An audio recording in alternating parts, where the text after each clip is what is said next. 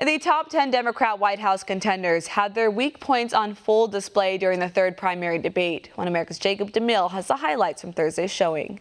Thursday night's third Democrat debates in Houston, Texas showcased weaknesses in the party's candidate pool that will be difficult to ignore going into 2020. Ahead of the debate, President Trump gave his 2 cents on who would come out of the face-off looking strong. But it would look to me like it would be Elizabeth Warren, and it looks like Joe maybe will be able to get there, maybe not, I don't know.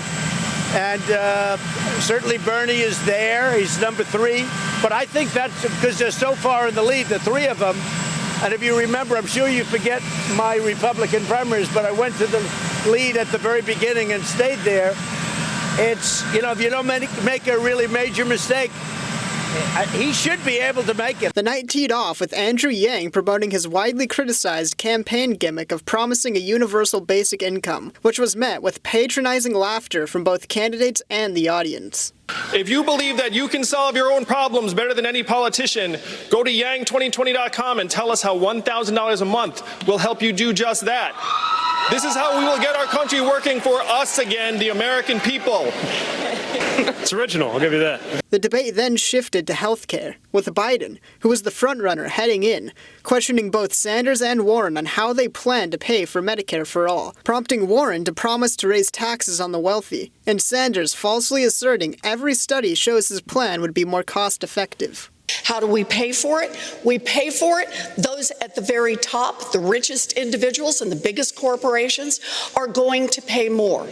And middle-class families are going to pay less. That's how this is going to work. Every study done shows that Medicare for all is the most cost-effective approach to providing health care to every man, woman, and child in this country. I, who wrote the damn bill, if I may say so,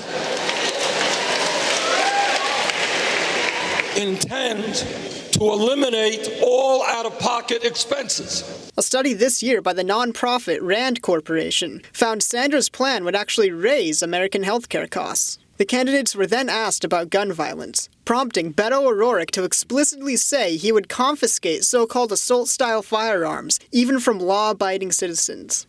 Hell yes, we're going to take your AR-15, your AK-47. We're not going to allow it to be used against our fellow Americans anymore. Then, in one of the day's strangest highlights, Biden went on an unfocused tangent when asked about his past racial insensitivity. Play the radio, make sure the television, make sure you have the record player on at night, the phone, make sure the kids hear words. A kid coming from a very poor school, or a very poor background, will hear 4 million words fewer spoken by the time they get there. There's so much, I'm going to go like the rest of them do, twice over, okay? Because here's the deal. The deal is that we've got this a little backwards. And by the way, in Venezuela, we should be allowing people to come here from Venezuela. Sanders, who was slipping in polls heading into the debate, sat on the sidelines compared to the other frontrunners, Warren and Biden, with him speaking for less time than both them and Senator Cory Booker. With Biden's incomprehensible rambling, Sanders' backseat performance, and the candidates' improbable and often authoritarian policies, the question remains, do any of them have the strength to take on President Trump come 2020? Jacob Demille, One America News.